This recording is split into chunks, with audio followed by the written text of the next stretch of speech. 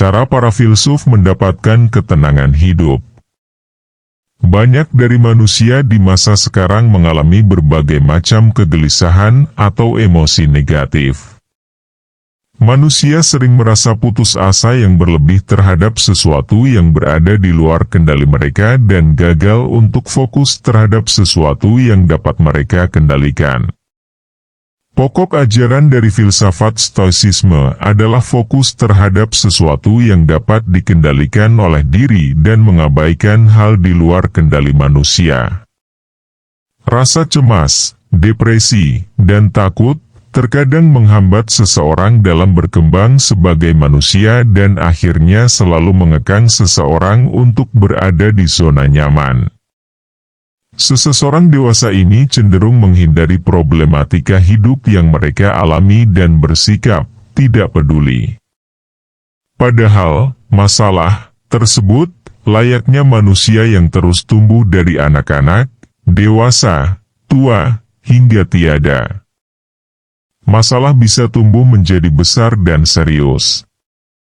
Selain itu, juga dapat menghancurkan seseorang bila individu tersebut tidak pernah memiliki usaha untuk mengendalikan problematika hidup yang mereka alami. Stoicisme adalah salah satu aliran dalam ilmu filsafat yang bertumpu pada ide untuk memiliki hidup yang selaras dengan keseluruhan kosmos, termasuk manusia.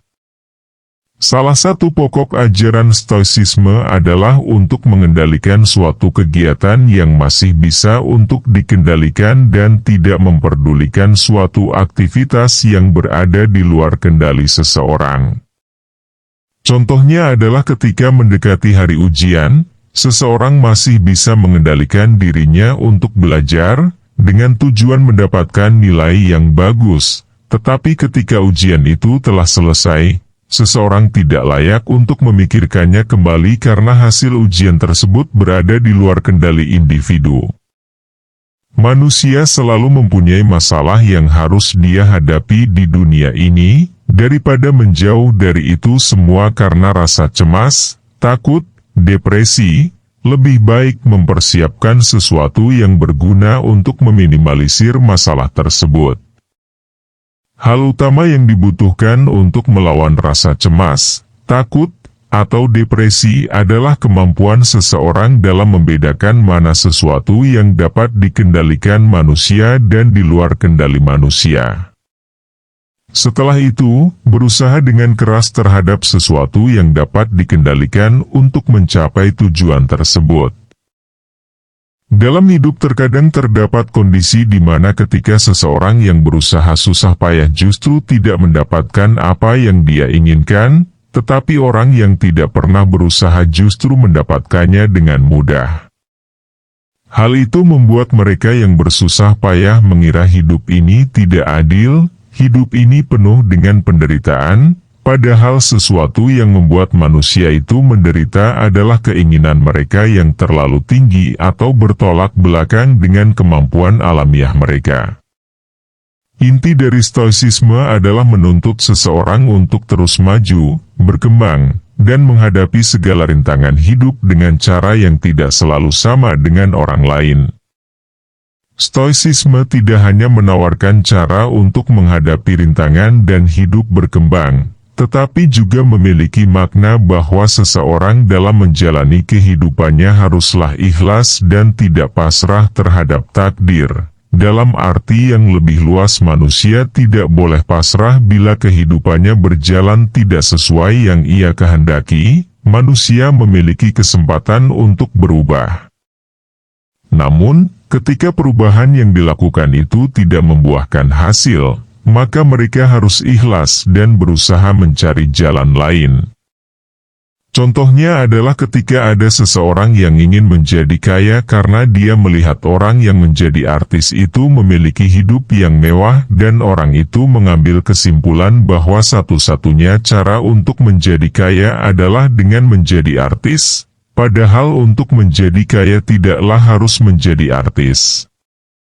Kekuatan sejati dari Stoicisme terletak pada karakteristik pantang menyerah, tidak peduli terhadap kegagalan, terus berusaha, melakukan berbagai percobaan supaya bisa sampai pada tujuan yang diinginkan. Walaupun itu berat, penuh kesedihan, penuh penderitaan, dan membutuhkan perjuangan lebih dari sekali atau dua kali. Namun, itu lebih baik daripada hanya diam dan menunggu kematian. Dalam aliran filsafat stoicisme ini terdapat 3 filsuf utama yang berperan penting, yaitu Seneca, Epictetus dan Marcus Aurelius. Seneca dan hidup yang bahagia. Seneca memberikan kontribusi penting dalam proses konstruksi makna bahagia yang diinginkan oleh semua manusia. Sebelum kata bahagia itu terucap, manusia harus mengetahui jalan yang harus mereka ambil dan proses perkembangan dari jalan yang telah dipilih. Kesalahan yang tercipta tanpa adanya pertimbangan yang matang akan menyebabkan seseorang hilang arah dan tujuan. Kebahagiaan dapat dicapai saat seseorang dapat keluar dari belenggu kegelisahan dan mengerti apa yang harus dilakukan. Kegagalan akan berbanding terbalik dengan kenyataan dan keadilan. Maka solusi terbaik yang harus dilakukan adalah meninggalkan kegelisahan ini atau meningkatkan ketenangan diri untuk mencapai kebahagiaan. Epictetus dan pertimbangan hidup. Dalam ketakutan mempertimbangkan suatu hal, Epictetus menggambarkannya dengan ketakutan manusia ketika berhadapan dengan sakit dan kematian. Epictetus mengira bahwa ketakutan manusia pada rasa sakit atau kematian seperti paradoks yang mustahil untuk dihindari. Setiap pertimbangan hidup yang menciptakan keraguan dan ketidakpastian harusnya dihadapi dengan rasa berani, sekaligus penuh dengan kehati-hatian. Berani untuk tidak bergantung pada satu pilihan dan berhati-hati dalam bertindak. Pokok dari pikiran Epictetus tidak hanya mengajarkan ketenangan diri, tetapi juga keberanian menghadapi ketidakpastian takdir.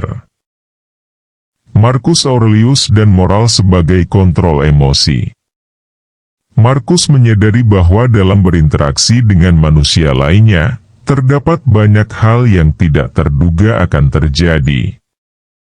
Marcus mengetahui setiap perilaku manusia dengan dasar yang baik selalu berkeinginan untuk menjadi dambaan setiap orang dan sebaliknya. Marcus berusaha untuk menciptakan setiap konsistensi baik dalam hidup yang digunakan untuk mengontrol emosi terhadap segala sesuatu yang tidak terduga. Sehingga seseorang bisa tetap merasa tenang, berani, dan dalam kondisi sadar dalam menghadapi yang tidak pasti. Setiap pagi seseorang akan berurusan dengan orang lain yang memiliki rasa penasaran, tidak tahu rasa terima kasih, ceroboh, licik, dan palsu. Semua kualitas buruk itu tertanam dalam tubuh manusia atas dasar ketidaksadaran diri. Gimana menurut kalian? Tulis pendapat kalian di kolom komentar ya. Jangan lupa like dan subscribe supaya kalian selalu update dengan konten terbaru dari kami. Sampai jumpa di video selanjutnya.